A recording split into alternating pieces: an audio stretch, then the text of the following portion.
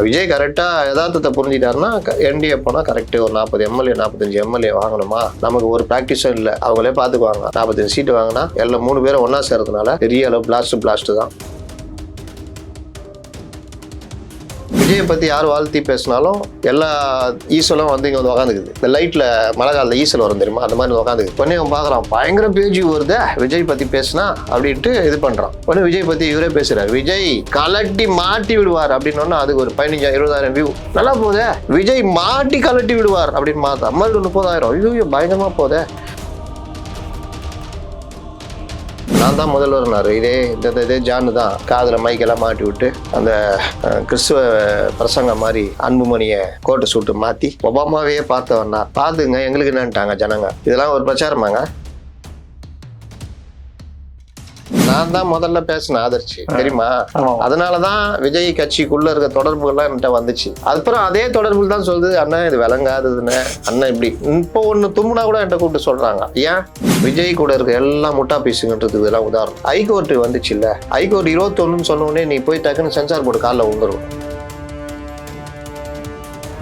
DMK ஒரு ரேஸ்காரு, ஏடிஎம்கே ஒரு ரேஸ்காரு, பல ரேஸ்ல ஓடி ஒருத்தர் இந்த ரேஸ்ல ஜெயிப்பாங்க, இன்னொருத்தர் இந்த ரேஸ்ல ஜெயிப்பாங்க. நீ இப்பதான் புதுசா வந்துக்கிற, உனக்கு ரேஸ் ட்ராக்னா என்னன்னு தெரியல, ரேஸ் காருன்னா என்னன்னு தெரியல.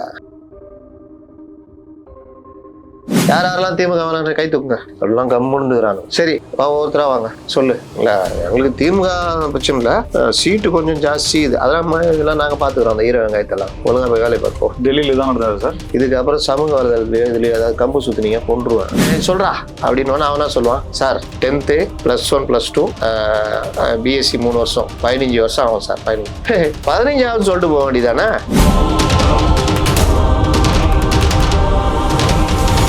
ஸ்பெக்ட்ரம் தமிழ் நேயர்களுக்கு வணக்கம். நம்மோடு மூத்த பத்திரிகையாளர் அப்துல் முத்தலீப் இருக்கிறார், பேசலாம் சார். வணக்கம். வணக்கம். என்னதான் நடக்கும் டெல்லியில மீண்டும் விசாரணை அப்படிங்கிறதும், அதுவும் விஜய் அவர்கள் டார்கெட் செய்யப்படுகிறார் அப்படிங்கிறதையும் தாண்டி இப்போ கரூர்ல நடந்த விஷயங்கள் பத்தின சில செய்திகள் வெளியில வரும். அந்த நேரத்தில் யாருங்க கேட்டது? நீங்க தானே கேட்டீங்க. ஆமா, வந்தவன வரவேற்று நீதி வென்றதுன்னு யாருங்க போட்டது? நீங்க தானே போட்டீங்க. அந்த சிபிஐ தானே உங்களை கூப்பிட்டு விசாரிக்குது, உங்க சாட்சியா தானே கூப்பிட்டு விசாரிக்குது. அப்புறம் என்ன டார்கெட் பண்ணப்படுகிறாருன்னு அவர் சொன்னாரா? விஜய் சொன்னாரா? இல்ல அப்புறம் ஏன் சொல்றீங்க? நீங்களா எவ்வளவு நாள் 2 நாள் கூப்பிட்டு விசாரிக்கிற அளவுக்கு 5 நாள் கூட விசாரிப்பாங்க தேவைப்பட்டா. கண்டென்ட் ஒண்ணும் இல்லையா சார்? அது வேற எதுக்கும் நீங்க எப்படி முடிவு? வேற எதுக்கோ நிர்பந்திக்கப்படுகிறாரா அப்படின்ற யூகங்களும் வருது இல்ல சார்? கூட்டணிக்கான பேச்சுவார்த்தை 1000 பேர் அவர் சொன்னாரான்னு கேக்குறேன். அவர் சொன்னாரா? சந்தேகமா வருது. யாரு சந்தேகப்பட்டா? ஆதவ அர்ஜுனா சந்தேகப்பட்டாரா? அருண்ராஜ் சந்தேகப்பட்டாரா? இல்ல புஷியான சந்தேகப்பட்டாரா? யாரும் சந்தேகப்படலையா சார்? மதுராந்தகத்துல பிரைம் மினிஸ்டர் வரும்போது அங்கு விஜய் அவர்கள் மேடை ஏறுவதற்கான வாய்ப்புகள் கூட அதிகமா இருக்கு அப்படின்ற செய்திகள்லாம் வந்துச்சு. இருக்கலாம். அப்ப அது எப்படி சார்? அவரா கட்டி சார் நான் வந்துடுறேன், ஆனா மதுராந்தகத்துக்கு வரல, அடுத்த மாசம் நான் அறிவிச்சுட்டு வந்துடுறேன்னு கூட சொல்லலாம். எது வேணாலும் நடக்கலாம் அரசியல்ல. இது என்ன கேள்வி? விஜய் கரெக்டா யதார்த்தத்தை புரிஞ்சிட்டாருன்னா என்டிஏ போனா கரெக்டு ஒரு 40 எம்எல்ஏ 45 எம்எல்ஏ வாங்கணுமா, நமக்கு ஒரு ப்ராக்டிஸும் இல்லை, அவங்களே பார்த்துக்குவாங்க.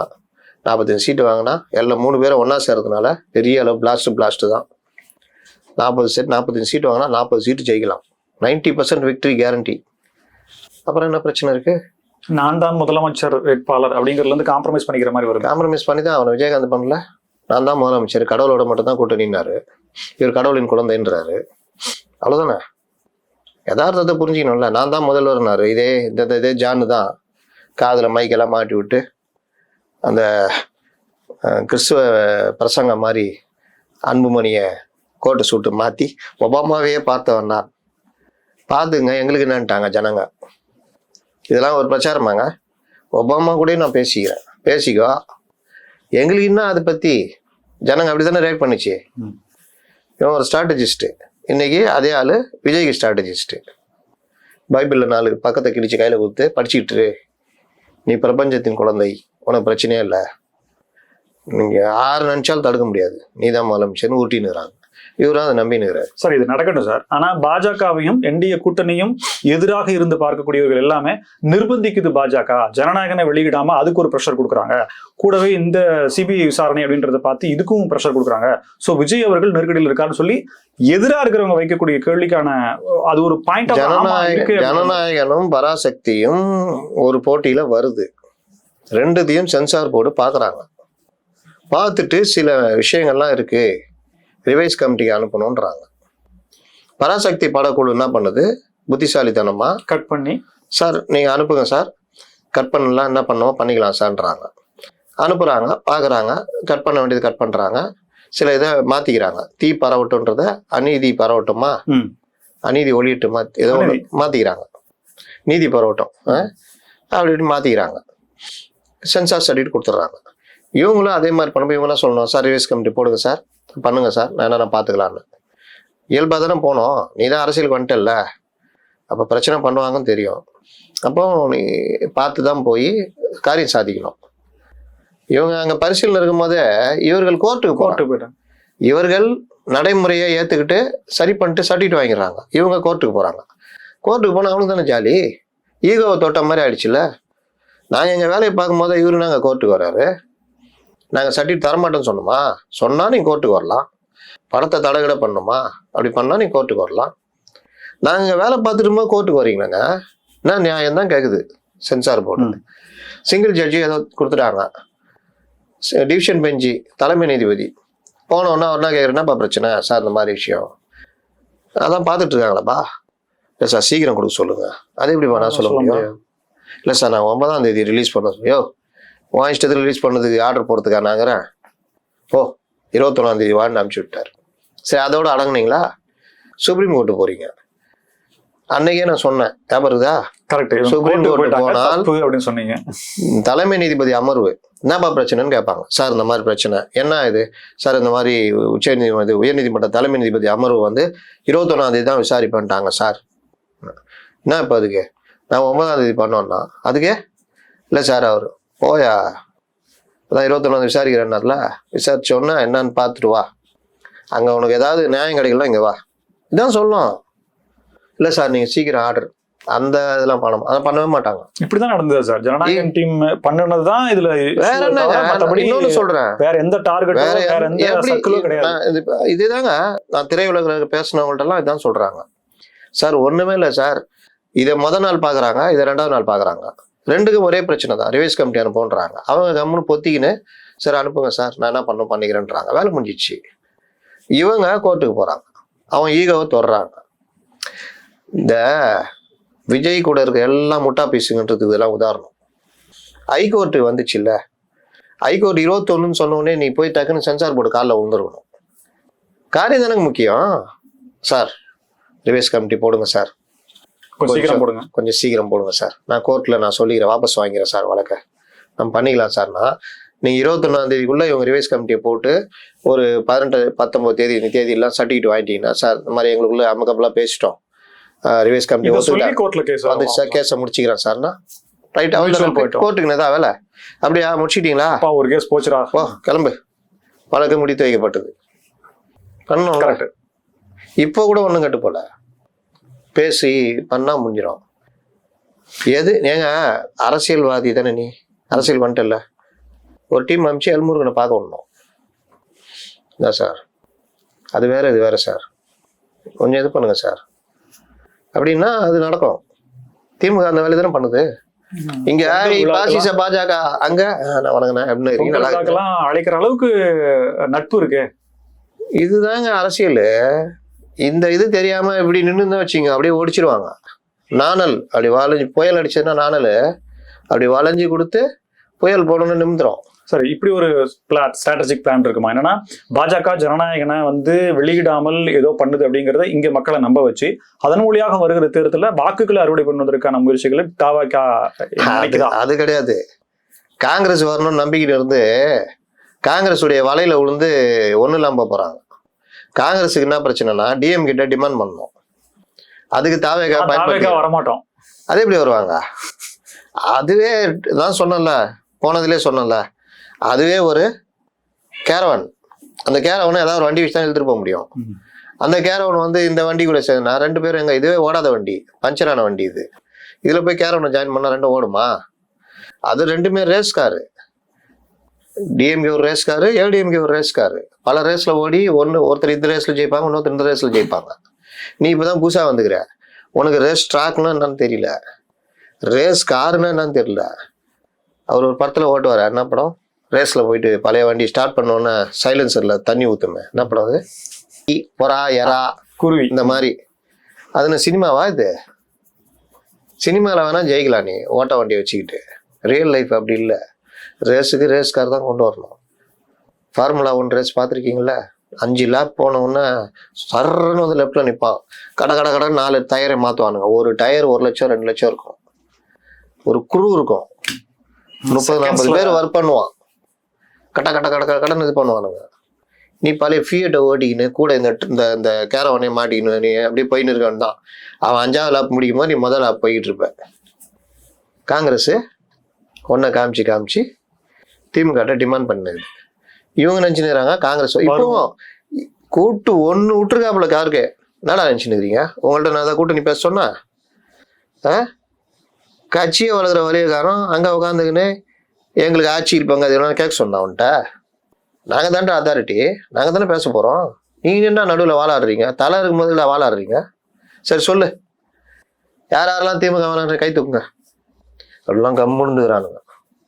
சரி ஒவ்வொருத்தராக வாங்க சொல்லு. இல்லை எங்களுக்கு திமுக பிரச்சனை இல்லை, சீட்டு கொஞ்சம் ஜாஸ்தி இது இதெல்லாம் நாங்கள் பார்த்துக்குறோம். அந்த ஈர வெங்காயத்தெல்லாம் ஒழுங்காக போய் வேலையை பார்ப்போம். டெல்லியில தான் நடந்தது சார். இதுக்கப்புறம் சமூக வலைதளத்துலையோ இதுலையோ ஏதாவது கம்பு சுற்றுனீங்க கொண்டுருவேன். நீ எப்போ இப்படிதான் சொல்லுவேன், நாங்கள் எப்பவும் அப்படிதான் நடப்போம். இது காங்கிரஸ் வரலாறுன்ட்டு வந்துட்டானுங்க. பிரவீன் சேகர்த்தி நேராக ஆத விட்டேன்.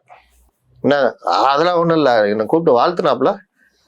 தமிழ்நாட்டில் காங்கிரஸ் நீங்கள் தான் தட்டி தூக்குறீங்கன்ட்டாப்புல. கவலையப்படாதீங்க, நம்ம தான் கூட்டு அப்படின்னோன்னா அதையும் நம்பினுக்கிறாரு. அங்கே என்ன விட்டாங்கன்னு நமக்கு தகவல் வருது. கூட உள்ள இந்த தகவல் கூட அடுத்த முதலமைச்சர் பதவி வேண்டக்கூடியவருக்கு வரலையா அப்படிங்கறத தெரியல. அவ்வளவுதான் அறிவு, அரசியல் அறிவு அவ்வளவுதான், கனெக்ஷன்ஸ் அவ்வளவுதான். நீங்க ஒரு சேனல் ஒண்ணு இவங்க விஓசி சார்பா தொடங்குறாங்க, அதுக்கு ஆள் போடுறாங்க. அதை எடுத்து செல்ற மாதிரி ஒரு ஆளை கொண்டு போகணும். அப்போ நிர்வாகம் தெரிந்த ஒரு ஆளை போடணும். கரெக்டா? மீடியா ஒர்க் பண்ணா நிர்வாகம் தெரிந்த ஆளை போடணும். அதுக்கு இவர்கள் யாரை போடுறாங்கன்னா பிரபல சேனல்ல இருக்கிற ஆங்கரை போடுறாங்க.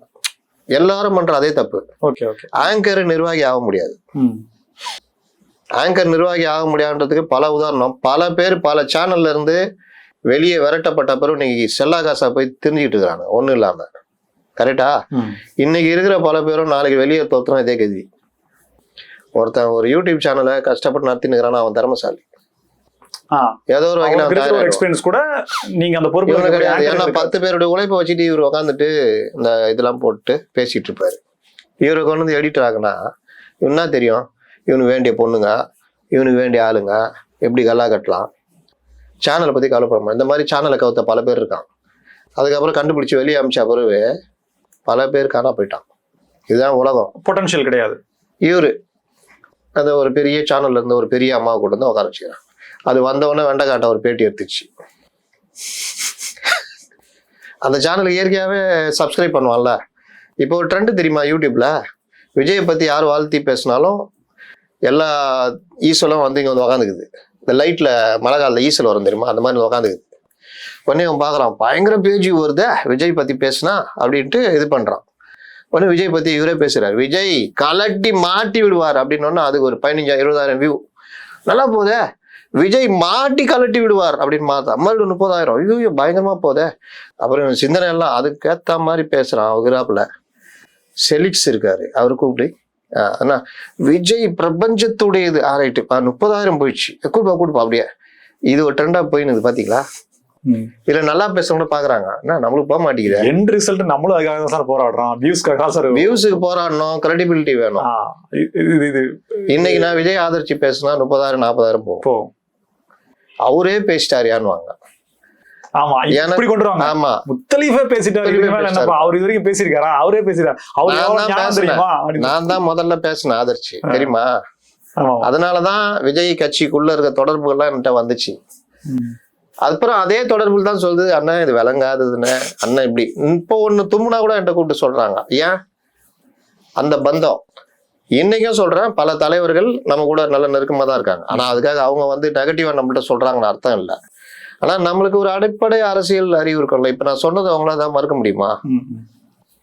நான் இவங்களுக்கு புரியுற மாதிரி தான் சொல்றேன். சொல்ற விஷயங்கள்ல ஒரு உணர்வு வரும், தலைவனா அந்த உணர்ச்சி வரணும், கோபம் வரணும், வெளிப்படுத்தணும், வார்த்தைகளா வரணும், அதுல சில தவறுகள் ஏற்படும், அதற்கான விளக்கங்களை நீங்க கொடுக்கணும்.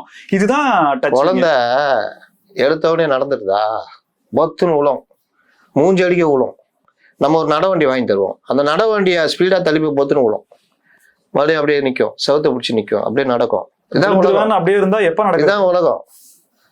எனக்கு 3ஆம் கிளாஸ் வரைக்கும் ஒரு எழுத்து தெரியாது, அவ்வளோ திட்டு டீச்சர்லாம், எதுக்கு நீலாம் ஸ்கூலுக்கு வர்ற அப்படி இப்படின்னு.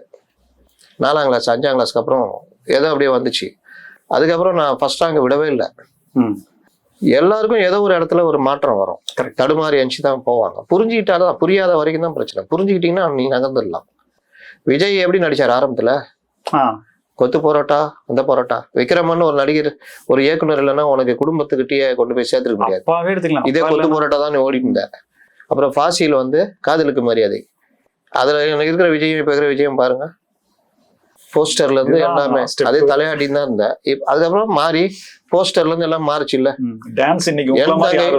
என் தங்கையா, தங்கை, என் தங்கை எம்ஜிஆர் நடிச்சிருப்பாரு, ஆரம்பகால எம்ஜிஆர் இப்படி நிப்பாரு அந்த போஸ்டர் எல்லாமே. ஏன்?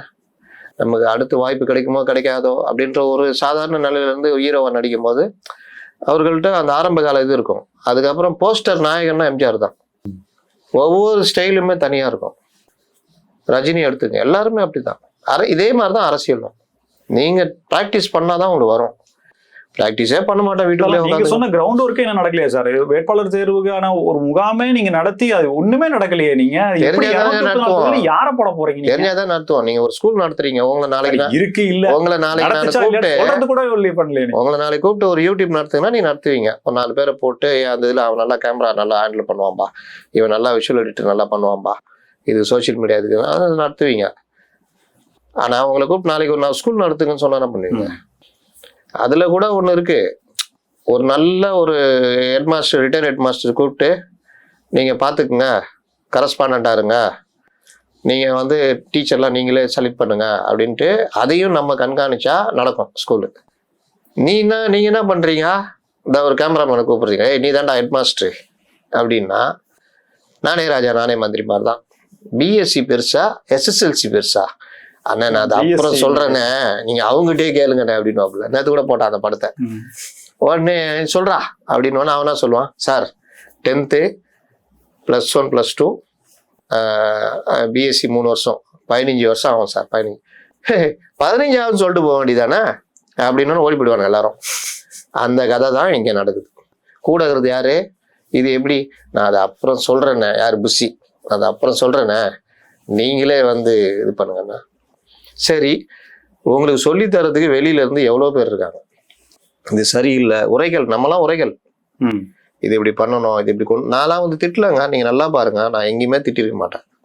இப்படி பண்ண மாட்டேங்கிறாங்க, இதை பண்ணா நல்லா இருக்கும், இப்படி பண்ணணும், இப்படிதான் பேசுவேன். அதுவே அவங்களுக்கு எரிச்சல் ஆகுது. குற்றம் சொல்றீங்களே அப்படின்னு. எது எப்படி குற்றம் ஆகும்?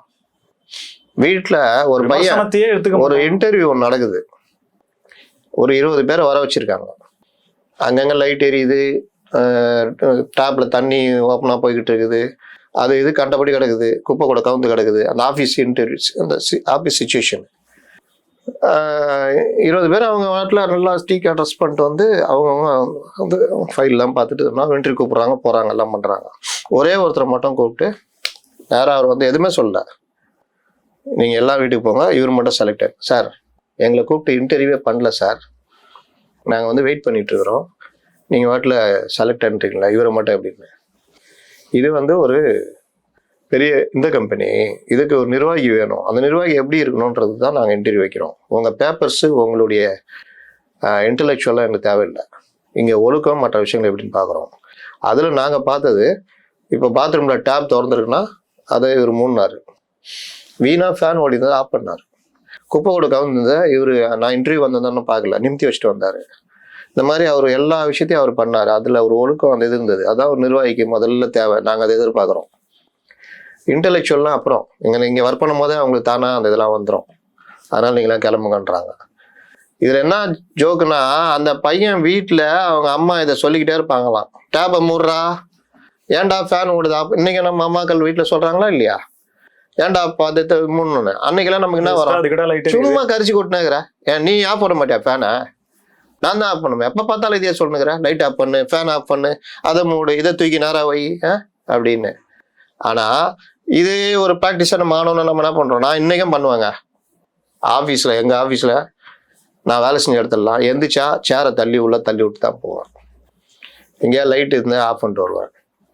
ஏதாவது குப்பை கூட கவுந்து தான் போகணும். நான் அந்த ஒரு இதுல இருக்கும்போது, ஹெட்டா இருக்கும்போது குப்பைலாம் கிடக்குது. அவங்க உட்காந்து வேலை செஞ்சுட்டு இருக்கிறாங்க. எப்படி செய்ய முடியும் தெரியல. நான் 2 3 தடவை சொல்லி பார்த்தேன், கேட்கல. 3ஆவது தடவை நானே ஒரு தொடப்பம் எடுத்துட்டு வந்து இது பண்ண அடிச்சு புரண்டு ஓடி வந்து, சார் விடுங்க சார். நாங்க இல்லைங்க, நீங்க உங்க வேலையை பாருங்க, நீங்க வேலையில இருக்கீங்க, இதை நான் இது பண்ணிடுறேன். நான் இல்லை சார், சாரி சார். அப்புறம் அதுக்கப்புறம் அந்த இடம் சுத்தமா இருந்தது. இது காந்தி பண்ணியிருக்காரு. அப்போ அந்த பையனுக்கு என்ன புரிஞ்சுதுன்னா, நம்ம அம்மா நம்மள சொல்லும் போதெல்லாம் எரிச்சலா இருந்தது. ஆனா அது ஒரு வாழ்க்கை இதா மாறுச்சுன்னு. இந்த வேலையை தான் நம்ம பண்றோம். இதை பண்ணாதீங்க, பொங்கல் விழா கொண்டாடுங்க, இந்த மாதிரி பண்ணுங்க. புஷி ஒரு ஆளே கிடையாது. உங்களுக்கு ட்ரைனிங் கொடுக்குற போது நல்ல ஆளை கூட வச்சுங்க. உங்களுக்கு மைனஸ் இருக்குது, ஒரு பிளஸ்ஸை கூட வச்சு சொல்லும் போது எரிச்சல் வருது. ஏய் கதறு டேய், நீ கட்சி ஆரம்பிச்சு நடத்துறா, எங்க கட்சி நாங்க எப்படின்னா நடத்திக்கோண்டா. உனக்கு என்னடா? நீ போய் எஜமான எடப்பாடியை பாடுறா, நீ போய் ஊபி வேலையை பாடுறா. எனக்கா நஷ்டம்? இதே வேலையை நம்ம பண்ணிட்டு இருப்போம். அடுத்த 5 வருஷம் என்ன பண்ணுவோம்? ஏடிஎம் கவர்மெண்ட் வந்துச்சுன்னா என்ன விமர்சனமோ அதை வச்சுட்டு போய்கிட்டு இருப்போம். ஆனா நீங்க இருப்பீங்களா? இல்லை அன்னைக்கு தெரிஞ்சுக்கிங்க. அன்னைக்கே சொன்னாரு லைட் ஆஃப் பண்ண சொல்லி, அன்னைக்கே டேப் மூட சொன்னாங்க அம்மா. இங்க அந்த வேலையை நம்ம பண்ணியிருந்தா இவனுக்கு கிடைச்ச வேலை நமக்கு கிடைச்சிருக்குமே அப்படின்னு. இதுதான் யதார்த்தங்க. மிக நன்றி சார். பல்வேறு தகவல்களுக்கு நன்றி. நேர்களை மீண்டும் சந்திப்போம். இணைந்திருங்கள் ஸ்பெக்ட்ரம் தமிழோடு. நன்றி நேர்களே.